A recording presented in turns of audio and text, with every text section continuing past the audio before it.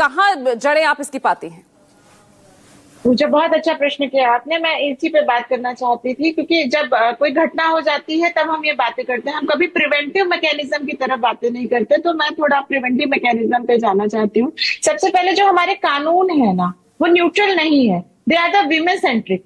सारे कानून जो है विमेन फोकस्ड है, विमेन को बचाने की कोशिश करते हैं। नो डाउट हमारे यहाँ विमेन्स की बहुत प्रताड़ना हुई है, बहुत अत्याचार हुए हैं उन पर, लेकिन अब वुमेन ने उसका गलत फायदा उठा लिया है, गलत चीजें हो रही हैं। आप याद करेंगे 6 महीने पहले अतुल सुभाष की हत्या, अतुल सुभाष ने सुसाइड किया। 1-1.5 महीने पहले मेरठ कांड हुआ जब ड्रम में मार दिया जाता है, और लगभग 10 दिन पहले ये कांड हुआ। तो ये क्यों हुआ? क्योंकि विमेन्स को लग रहा है कि वो आसानी से बच जाएंगी। तो सबसे पहले हमारे कानूनों को न्यूट्रलाइज होने की जरूरत है, कानूनों को बैलेंस होने की जरूरत है, ताकि मेन और विमेन दोनों को प्रॉपर न्याय मिल सके।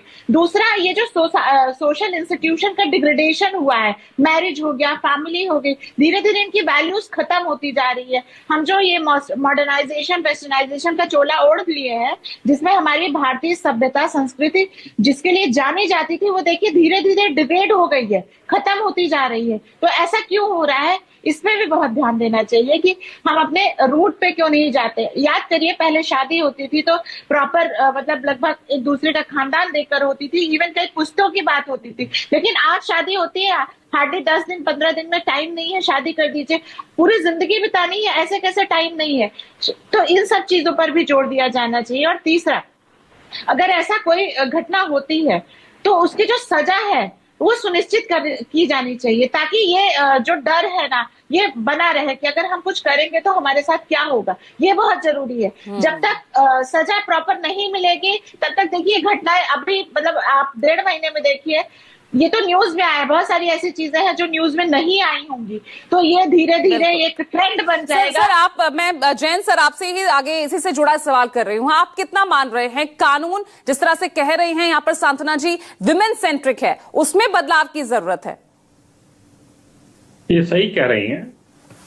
जब बहुत से केसेस इस प्रकार के होंगे तो समाज का दबाव पड़ेगा, और समाज का दबाव पड़ेगा और तब कानूनों में धीरे धीरे परिवर्तन स्वतः होगा। इसके संबंध में बहुत से सुप्रीम कोर्ट ने, हाई कोर्ट्स ने बहुत ने रूलिंग दी है कि एक आंख मूंद के बिना विवेचना किए गिरफ्तारियां ना करना शुरू कर दें। पहले उस प्रकरण को समझा जाए, उसकी गहन जांच की जाए, तफ्तीश की जाए, तब उसमें आगे की कार्रवाई की जाए, सोच समझ के की जाए। आए दिन मैं पढ़ता रहता हूं, हाई कोर्ट ने एक्विटल कर दिया, सुप्रीम कोर्ट ने एक्विटल कर दिया। तो वो भी समझ रहे हैं इस बात को कि समाज में क्या हो रहा है। फेक केसेस डाउरी के दर्ज कराए जा रहे हैं, फेक केसेस जो हैं वो डोमेस्टिक वायलेंस के दर्ज कराए जा रहे हैं, जबकि स्थिति कुछ और है। लड़की ससुराल में जाके तांडव कर रही है और उसे करोड़ों रुपया चाहिए, पहले से ही डिमांड कर दी जाती है। मेरे सामने अभी हाल में कुछ केसेस आए हैं जिनमें मैंने देखा है कि पेशेवर तरीके से शादी की गई है, सब पूरा स्टेटस पता लगा के कि कितना इनसे मैं ऐड सकूंगी। उस लड़की के पता नहीं कितनी कितनी जगह अफेयर्स रहे हैं पहले से।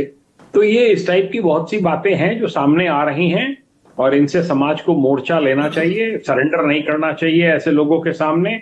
और जो विमेन सेंट्रिक कानून हैं वो स्वाभाविक बात है, क्योंकि महिलाओं के साथ ज्यादती होती रही है। पर जब इस प्रकार की अनेकों घटनाएं सामने आएंगी तो अवश्य कानून में धीरे धीरे स्वतः बदलाव होगा। बिल्कुल। और राव सर, अगर मैं इसी मामले को लेकर अगर मैं आगे बढ़ूं तो आगे किस तरह से कानूनी कार्रवाई चलेगी और किस तरह से सख्ती बरती जा सकती है? क्या इस मामले को भी रेयर ऑफ द रेयरेस्ट इस कैटेगरी में रखा जा सकता है? देखिए, जिस ढंग से, जिस प्लानिंग से ये कत्ल किया गया है, उसको हम किसी न किसी स्टेज पे डिपेंड ये करता है कि इसमें एविडेंसेस क्या आती है, पुलिस की इन्वेस्टिगेशन में क्या एविडेंस आती है। और एविडेंस, जैसा कि जैन साहब ने बताया, BNSS भारतीय न्याय सुरक्षा संहिता में जो बदलाव किया गया है एविडेंस के ऊपर, वो साइंटिफिक एविडेंस को बड़ा जोर दिया गया है। और इसमें साइंटिफिक एविडेंस इसलिए जरूरी हो जाएगी कि वहां पर वेपन ऑफेंस है, उसमें ब्लड मिला होगा, कपड़े पर ब्लड मिला होगा, वो सब वहां भेजा जाएगा, फोरेंसिक साइंस लेबोरेटरी में भेजा जाएगा, उनकी रिपोर्ट आएगी, और उनकी रिपोर्ट के बेस पे और भी कई इसमें एविडेंसेज हैं, जैसे CDR कॉल लोकेशंस हैं, CDR पे बातचीत करने की बात है, और उसके बाद पैसे का लेन देन की बात है, पैसा कहाँ से आया, कितना आया, ज्वेलरी कहाँ से ली थी, और क्यों ज्वेलरी क्यों लाने का पर्पस क्या था, होटल में ठहरने के बाद स्कूटी किसने, होटल की बुकिंग किसने की। ऐसा पता लगा कि सोनम ने खुद होटल की बुकिंग की है। नॉर्मली जब शादी होती है तो हस्बैंड हनीमून के लिए बुकिंग करता है, लेकिन सोनम ने की है इसमें बुकिंग। या तो ये भी पैसे सामने आया है, लेकर उनकी मां ने ही बताया कि खुद जो राजा है वो अभी नहीं जाना चाह रहा था। सोनम ने जाने की टिकट जरूर करा ली, वापसी की टिकट भी नहीं कराई। जी मैं वही बताने जा रहा हूं। ये सारी एविडेंसेस जब जाएंगी, इकट्ठा होंगी, तो उसके बाद केस की इन्वेस्टिगेशन के बाद जो एविडेंसेस है उसके ऊपर डिपेंड करेगा और ट्रायल पर डिपेंड करेगा कि वो इन्वेस्टिगेशन के एविडेंसेस जितने हैं ट्रायल में कितने अच्छे प्रूव होते हैं। जितने स्ट्रांगली प्रूव होंगे उसी हिसाब से, क्योंकि rarest of the rare case माना जा सकता है ये, क्योंकि इसमें ब्रूटली मारा गया है, दाव से मारा गया है। जो वेपन ऑफ ऑफेंस है वो ऐसा है जो बूचर रखते हैं वो बताया जा रहा है, वो ऐसा, और 2-3 उसमें जख्म भी हैं। तो इसका मतलब सोची समझी साजिश के हिसाब से वो अगर ऐसा कत्ल किया गया है तो वो आ सकता है इस कैटेगरी में। लेकिन उनमें सजा फिर भी सजाए मौत हो सकती है अगर rarest of the rare case में है, नहीं तो आजीवन कारावास यानी कि टिल लाइफ उसको जेल में रहना पड़ सकता है, अगर सारे सबूत इकट्ठे होकर इसमें ट्रायल अच्छे से किया जाएगा।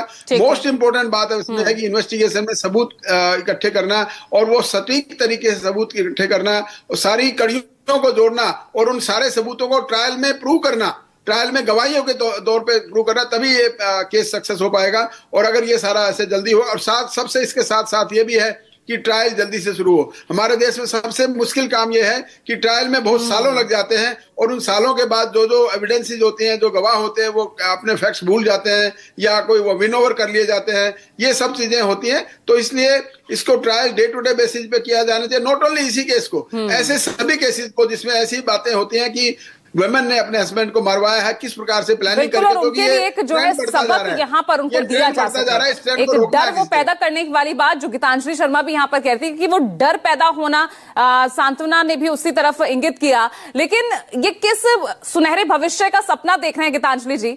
आज का यूथ किस सुनहरे भविष्य का सपना देखते हुए, मतलब अगर इस मामले में देखूं तो ये क्या मल्टी ड्यूअल कैरेक्टर दिख रहा है? एक तरफ तो अपने परिवार के दबाव में आके वो अपनी मर्जी से शादी नहीं करती और दूसरी ही तरफ अपने प्रेमी के साथ मिलकर अपने होने वाले पति की हत्या की साजिश रचती है।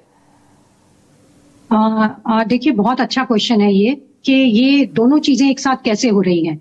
देखिए, अगर हम किसी भी सोसाइटी का ग्राफ देखें तो जहां पे भी कोई भी जेंडर या कोई भी तबका ऑप्रेस होता है, सप्रेस होता है, तो over a period of time वहां पे एक्सप्लोजन होता है। राइट? तो एक तरफ तो हमारे जो पेरेंट्स हैं शायद हमारे लिए बहुत इंपॉर्टेंट हैं, हम उनके अगेंस्ट जाने की हिम्मत नहीं रख सकते और एक लाइफ नहीं देख सकते, क्योंकि जो आपका जिसके साथ आप प्लानिंग कर रहे हैं वो आप ही के फादर की उस फैक्ट्री में वर्क कर रहा है। राइट? तो आप फाइनेंशियली भी देखते हैं कि आप शायद वाइबल नहीं है, अगर आप उससे शादी करते हैं एक जिंदगी नहीं जी सकते। पेरेंट्स की तरफ से भी है कि बदनामी होगी, तो उसमें एक बहुत अच्छा सोचा समझा प्लान सामने आता है कि मैं शादी कर लेती हूँ, उसके बाद इस तरीके का किडनैपिंग होगी, उसका मर्डर होगा। बीच में वो लड़का इमेज मैनेजमेंट करता है, वो दोनों फैमिलीज के साथ है, सुख दुख में खड़ा है, जब डेथ में उनका शव लेके जाया जा रहा है, राज वहां पर है, तो उस समय उसकी इमेज एक बहुत अच्छी बन जाती है। और कल को अगर वो शादी के लिए बात करती हैं तो ये बहुत इजी हो जाता है कि वो लड़का अच्छा है, साथ खड़ा है, और अब क्योंकि आपके साथ पास्ट में ऐसा हो चुका है, मर्डर हुआ है आपके हस्बैंड का, आप विडो हैं, तो उस समय आपका स्टेटस भी सेम हो जाता है कि ऐसे लड़के को आप शादी कर सकते हैं। यहाँ पर प्रॉब्लम खड़ी होती नजर आ रही है यूथ की मानसिकता के बीच में, जिसका और कहना चाहूंगी। हाँ, जल्दी। इसमें मैं एक चीज और कहना चाहूंगी, जो आपने यूथ की बात करी, कि आजकल मेरे पास बहुत सारे केसेस इनफिडेलिटी के आते हैं, ऐसे केसेस भी आते हैं जहां लड़कियां डोमेस्टिक वायलेंस कर रही हैं लड़कों पे, ऐसे बहुत केसेस आते हैं। और जो आजकल मीडिया का इन्फ्लुएंस है, हम ऐसी बहुत सारी वेब सीरीज देखते हैं जहां पे थोड़ा सा मेरे पास थोड़ा सा समय कम है और सौरभ हमारे साथ बने हुए हैं। सौरभ, कुछ अपडेट वहां से मिल रही है? क्योंकि शाम 4 बजे की फ्लाइट और वाया कोलकाता वो जा रहे हैं। जी बिल्कुल, फुलवारी शरीफ थाने में मैं मौजूद हूँ। आप देख सकती हैं सुरक्षा व्यवस्था काफ़ी बढ़ा दी गई है। पहले जब सुबह 5:30 बजे सोनम को यहाँ लाया गया था उस समय सुरक्षा व्यवस्था बहुत ज़्यादा नहीं था, हालांकि मीडिया के जो चैनल थे उनकी संख्या ज़्यादा था और हमने दिखाया भी। हमने भी फुटेज भी दिखाया अंदर जाकर, जिस कमरे में सोनम को रखा गया था खिड़की से हमने फुटेज भी बनाया कि सोनम बैठी हुई थी और सर नीचे कर बैठी हुई थी। लेकिन उसके बाद जो खबर आ रही है कि सोनम को सर दर्द हो रहा था, सोनम ने दवाई की मांग की, दवाई उसे मुहैया करा दी गई है और उसके बाद सोनम को और जो मेघालय पुलिस हैं उनको उनके लिए नाश्ता मंगवाया गया। सभी जो मेघालय पुलिस के जो पुलिस है उन्होंने नाश्ता किया, लेकिन सोनम ने नाश्ता करने से मना कर दिया। चलिए ठीक है, तो इस वक्त हलचल जो है इस वक्त यहाँ पटना के फुलवारी शरीफ थाने के बाहर, क्योंकि यहीं पर सोनम को रखा गया है, मेघालय पुलिस भी यहीं मौजूद है। बहुत बहुत शुक्रिया आप सभी का चर्चा में जुड़ने के लिए। आज बेरोक टोक में इतना ही। नमस्कार।